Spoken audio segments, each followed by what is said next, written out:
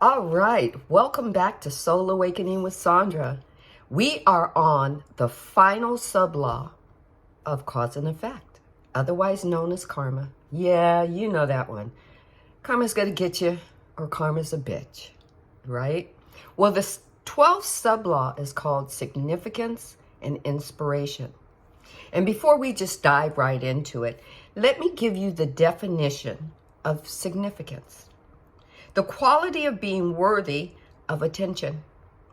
Gravity, magnitude, weight, substance, moment, seriousness, importance, and also the meaning to be found in words and events.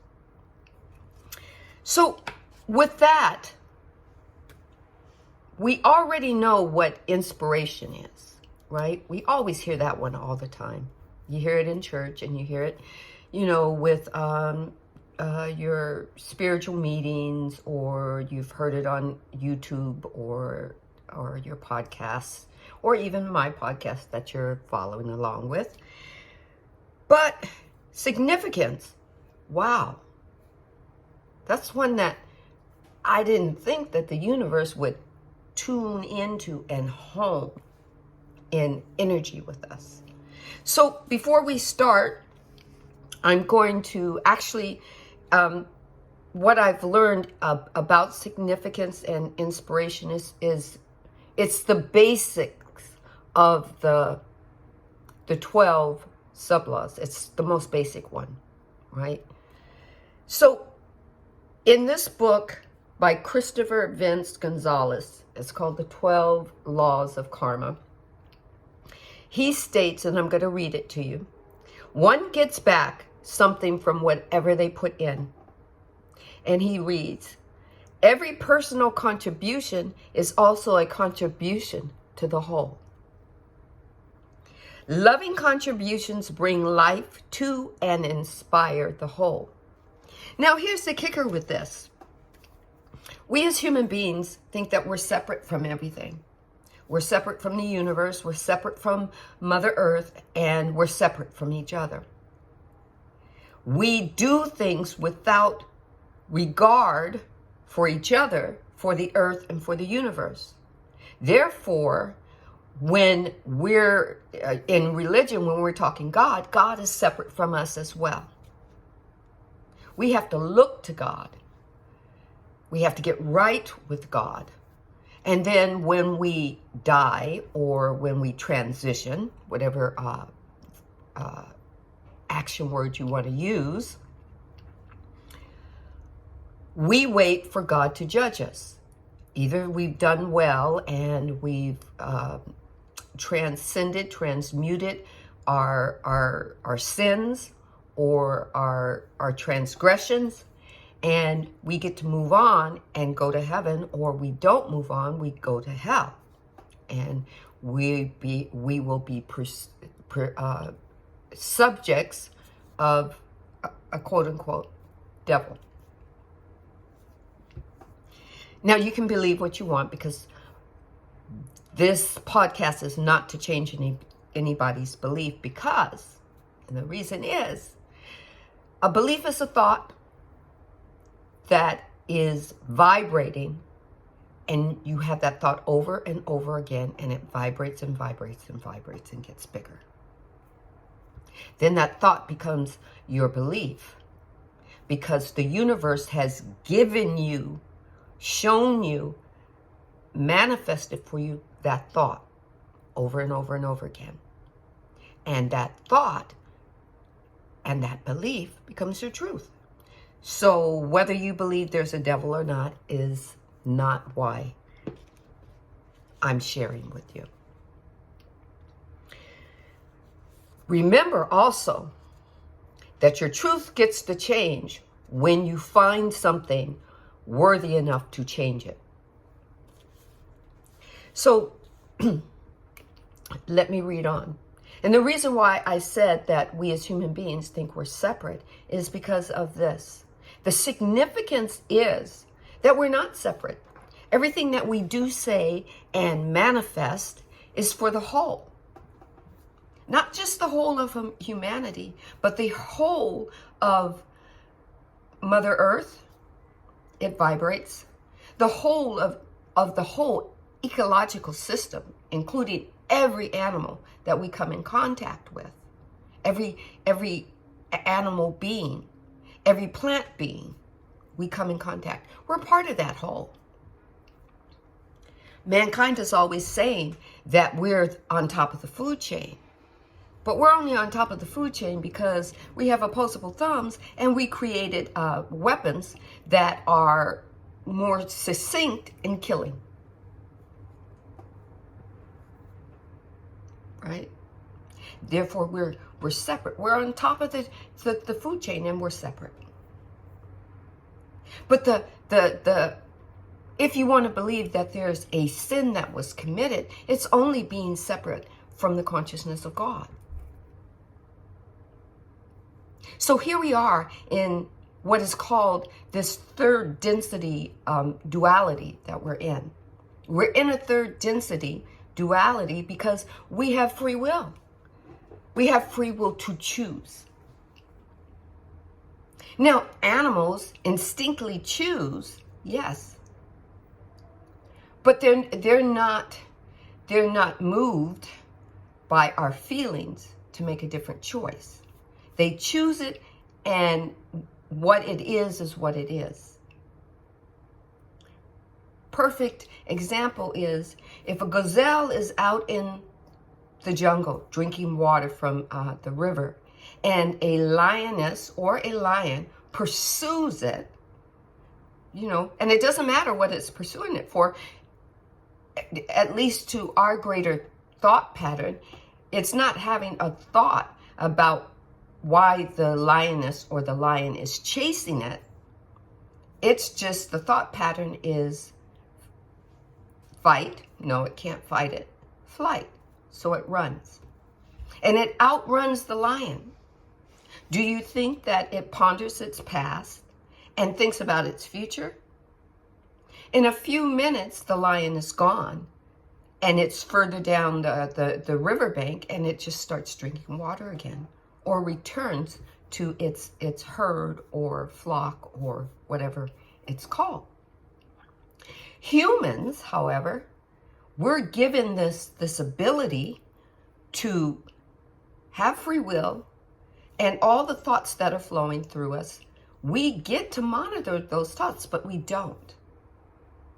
The significance is that if we were monitoring our thoughts, if we were observing our thoughts, we would know if those thoughts were for a greater good, and if we were going to allow those thoughts to vibrate more so that the universe could manifest it. We have that gift to observe. Yes, we do. And we have the gift we observe, and then we have feelings about the thought. When you're thinking it, you have feelings about it. Oh, wow, that was a weird thought. Oh, where did that come from? Oh, that's really kind of interesting. Oh, that was a lovely thought. Oh, wow, I would love to have more thoughts like that. Oh, I was thinking I was at the beach and the wind was blowing and the sun was shining and the sand was warm underneath my toes. What a great thought. Yeah, I love that thought. But we don't monitor them. Our brain is on a massive kind of overload, right? It's just thoughts are just coming. And our mind is thinking them, and then our brain is just manifesting, right? Manifesting them. And we're not thinking about if they're for our greater good, but the thoughts are being manifested from the consciousness of God, who's doesn't think it for you, doesn't say that it's for your greater good, okay? And it doesn't say, oh, this isn't for your greater good, Sandra. I'm gonna give you something else. That's us saying, have you ever heard that? Well, God hasn't manifested it for me or given it to me yet. There must be something better coming. No, it's only something better coming if you observed what you got and you had a feeling that you didn't like it, and then the emotion of your body says, what next? What's the next action? Well, I'm going to observe the next thought. And if the next thought through your feeling is for your greater good, then you get to give your mind and your body the permission to give it to the universe vibrationally. And then the universe is going to manifest for you.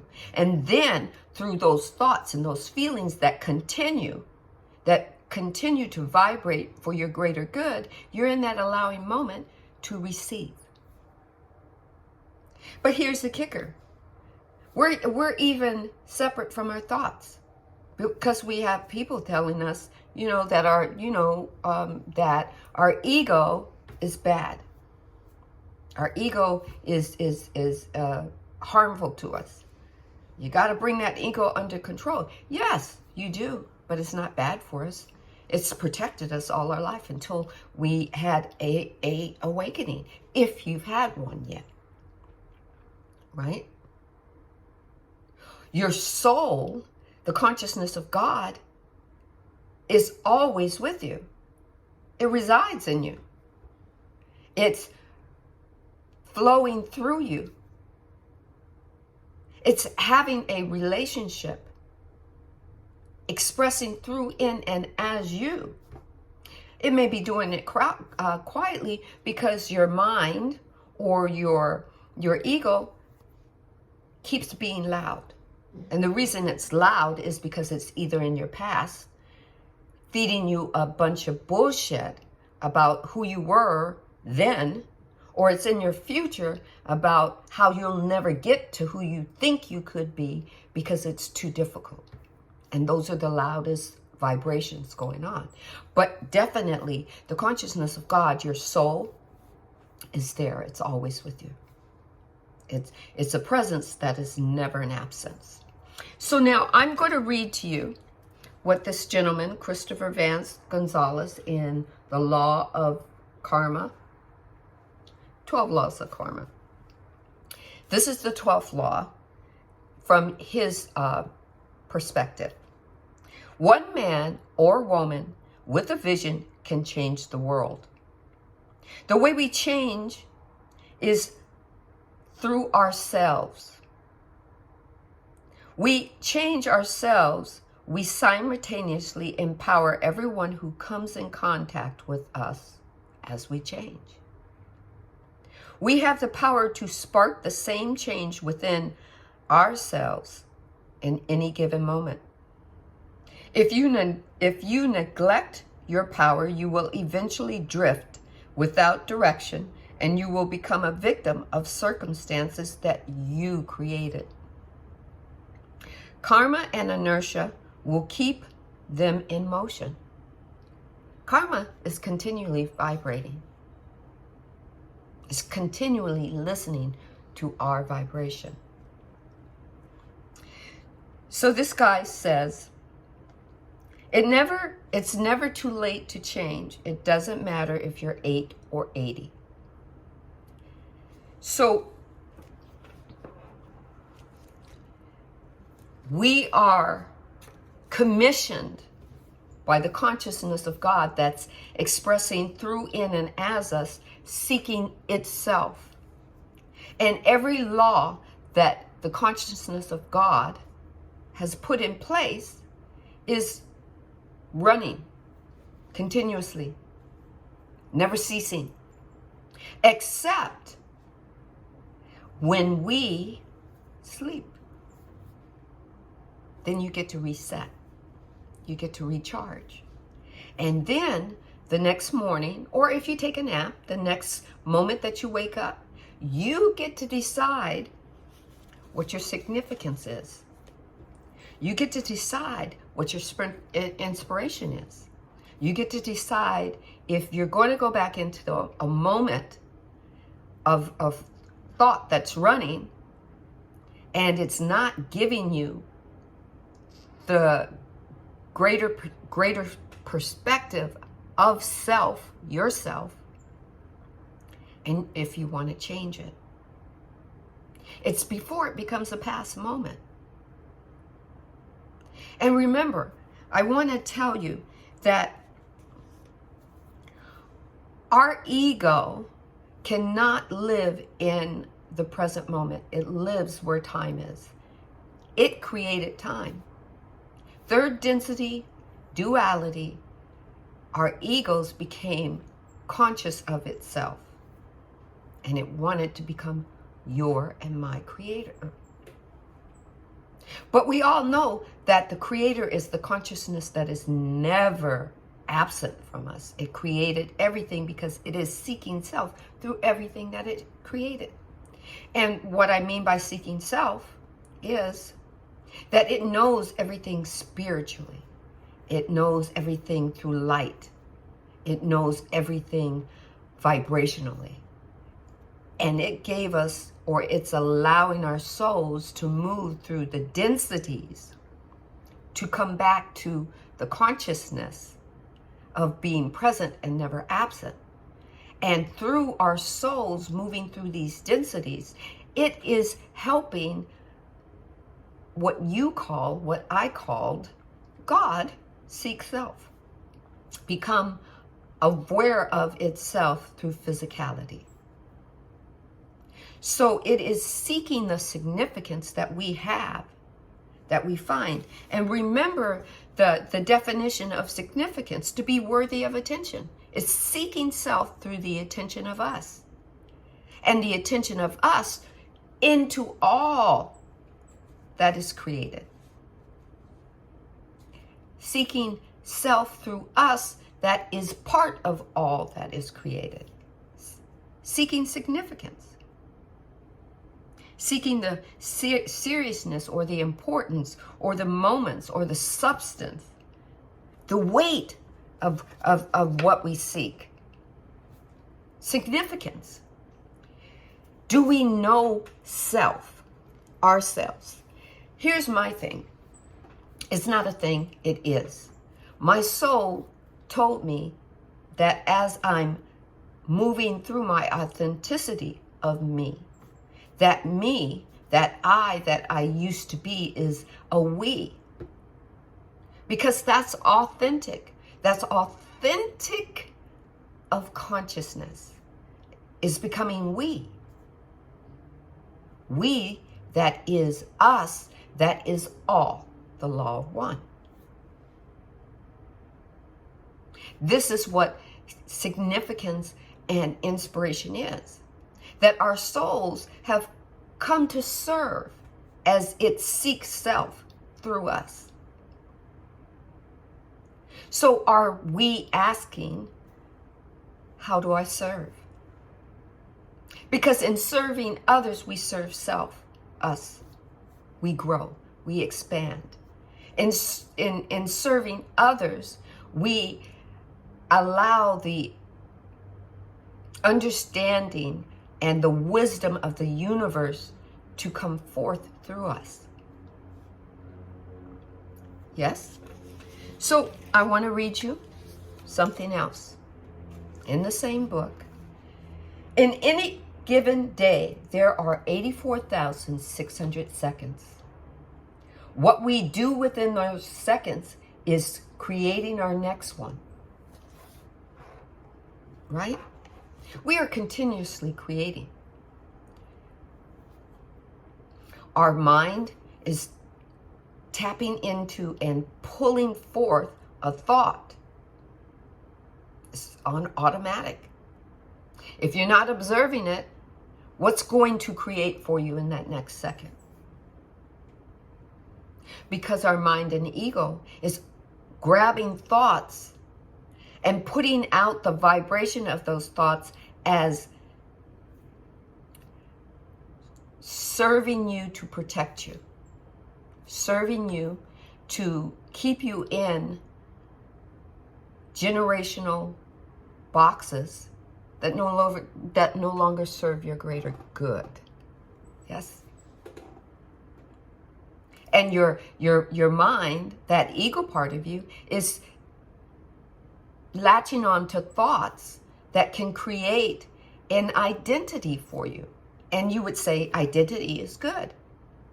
But if you're not observing what identity is creating for you, it could be creating lack for you. It could be creating envy for you. It could be creating jealousy for you. It could be creating hatred for you. Right? All of these are limiting beliefs. They're not infinite beliefs for you. They're not infinite labels for you. They're not part of the consciousness of God. They're part of duality with this third density. Yes, because it's survival of the fittest. That's what your mind and your ego is doing for you. My question to you is that what you want it to do for you? Is that what you want it to create for you? Right? I mean, I had to, go through that process too. When I realized that my ego was keeping me inside little boxes, prefabricated boxes that were created through stories and paradigms, old stories and paradigms. It doesn't matter who created it. I latched onto it. It became my thought. It became a vibrating thought. It became a continuously vibrating thought. It became my belief, and it became my truth. Yet it was not serving my greater good. So all the laws were put in place so that we can vibrate with them and create the best life, or if you want to call it reality, or you want to call it dream state, whatever state you want to call it.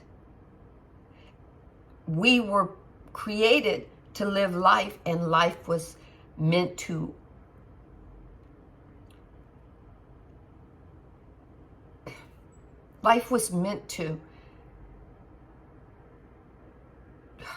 I'm listening to the words of my soul. Life was meant to be vibrationally delicious. Sometimes I want to use words, and my soul just makes me wait. Vibrationally delicious to our palate. And our mind, ego, wants us to be safe and in a mode of fight or flight. And that is not vibrationally delicious, because that brings about fear. Right? So let me read you something else. Since we always get back what we put in, if we are in it solely for ourselves, we are out of alignment with our higher self. We are out of alignment with our soul, because our soul has come here. Our soul has come here for two things. Our soul is seeking self, which is the self of God, consciousness, in the form of two ways. In this third density is seeking self through either positive vibration or negative vibration. Positive vibration is seeking to serve others, and we serve self as we do. Or the negative, which is only to seek self as ego and bypass the love for others, the love to serve. So the significance is, what are you going to choose? We get this choice to help our soul move from density to density to density back to the wholeness of God. And God gets to see, feel, and be us as we're moving through this duality and making choices. Choices that could be for our greater good, or choices that couldn't. Are we seeking to serve through asking, is this thought for the greater good of self, myself, and others that are in my presence? Sometimes you don't even have to be serving them. Sometimes they're just moving in your presence, and you're saying good morning to them, or you're giving a smile, or you're having just a brief conversation with them, and they get to see the glory of God shining through you. Yes? So significance is you serving the consciousness of God, allowing the consciousness of God to serve through you. You serving the consciousness of God and allowing the consciousness of God to serve through you. And as God serves through you, as it's a two-way, connected, prayer connected, namaste connected, you're serving the greater good of all of consciousness. Everywhere, even into distant galaxies, or what we consider distant galaxies, just a different dimension, but they're all around us.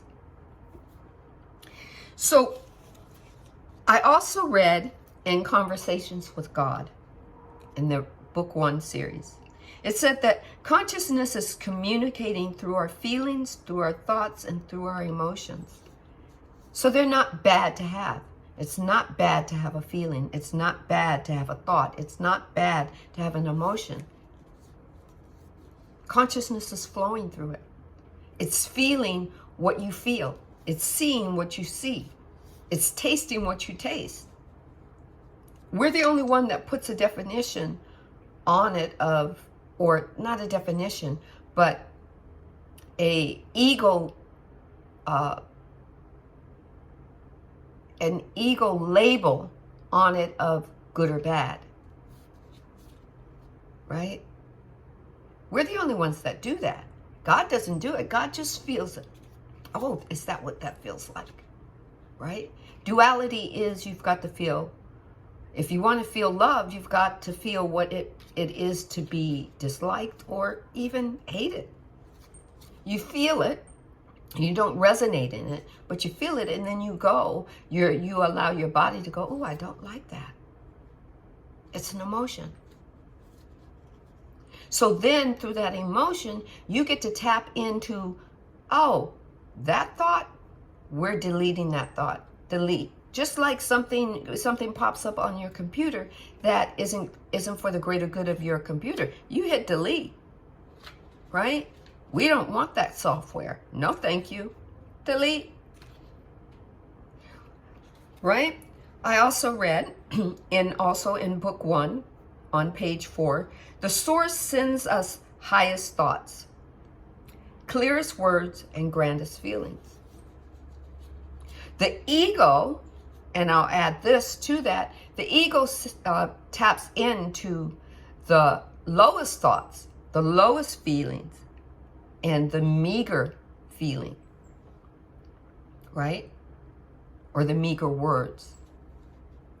Now, if we're not observing it, and the thought, that thought begins to be a continuous running thought, it becomes a belief, and then it becomes a truth. So you have to observe it.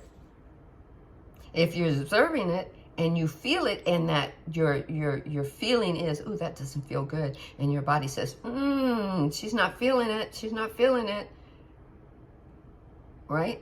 He's not feeling it, he's not feeling it. Then you get to choose another thought if you're observing. But if you're not observing, your mind is just going to keep choosing, and it's going to keep choosing for the safety of you. That keeps you in prefabricated boxes, or is likened to a child who first starts to draw, and they take the crayon and they color outside the lines, and the teacher says, oh, little Joey, you can't color outside the lines. Here, it balls up the paper, throws it away. Here's another one. Stay inside the lines. That is your mind. That's what it's likened to. That is your ego saying you're protected, right?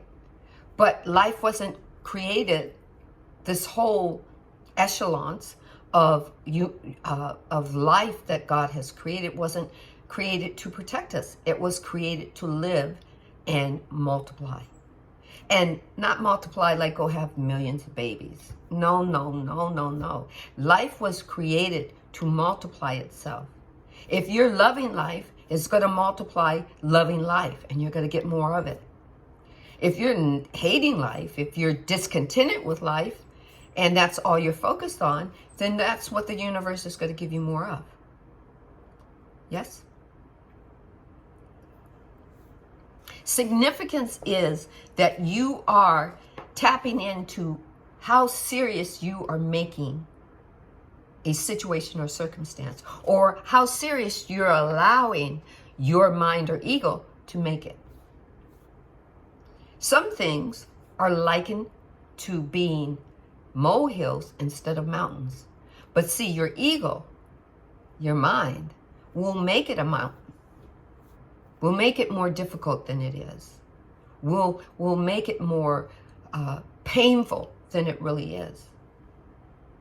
Because, once again, your ego wants a label. If something is painful, I'm in pain, I hurt, oh, she's sick. I'm in pain, I hurt, oh, she's depressed. I'm in pain, I'm feeling confused. Oh, she's got, she's anxious, or she's ADHD, or whatever title will come from that. That's what your ego and your mind are doing if they are left unchecked, right? So I also read in book 1 of Conversations with God, the most powerful messenger is experience. The result of our not listening to our experiences, we end up reliving over and over again. Yes? I thought you'd like that one. Right? All right. We also have, also in book 1, in page 7, we have opened ourselves up to hearing what our conscious is communicating, no matter how scary it is. So our consciousness knows that our mind and our ego are active. But the consciousness is saying, regardless of how scary it feels, you still got to feel it. You still got to acknowledge it. And then you yourself has to retrain it. And that's what the consciousness of your soul is inside your inner system, your inner being. It's a system that helps you put it all in perspective. But see, as humanity grew, we were only taught that we're body and mind. And it was left up to religion to teach us about our soul. But religion did not teach us about our soul. Religion taught us that we needed to fear God because God was angry with us because we were sinners. But because we took from the tree of knowledge and then found out that we were naked. Well, we were going to find that out anyway, because the wisdom of the universe was given to us. It wasn't held back from us, right? But we were taught that anyway, and we were taught it over and over and over again until it became our belief, and our belief became our truth. And now it's something that the consciousness of God is now reminding us that we have to pull back that veil and remember who we are. We are the consciousness of God, having a human incarnation through every experience that we feel. And we can be the observers of our thought. We can be observers of our mind. And we can retrain our mind to become whole, one with the consciousness of God, the presence that isn't an absence. We can help our souls move through the densities. There's 7 densities. Move through them until they merge back with the wholeness of God. So that is the law of significance, right? I want to leave you with this, and I'll put it in terms that you can understand, that you feel most comfortable with, if you are coming from a background of religious belief. God is the Father, which is the knowing. The Son is the Father, which is the experiencing. And the Holy Spirit is the Father, which is being. This is triune. Triune is the wholeness of consciousness and is the presence that is never an absence. So thank you very much for joining me for the 12 sub-laws of Karma series. And I hope you have a wonderful, wonderful, wonderful week. Or as this is Friday, I hope you have a wonderful weekend. And tune in on next Friday. I'm going to have something wonderful and new for you.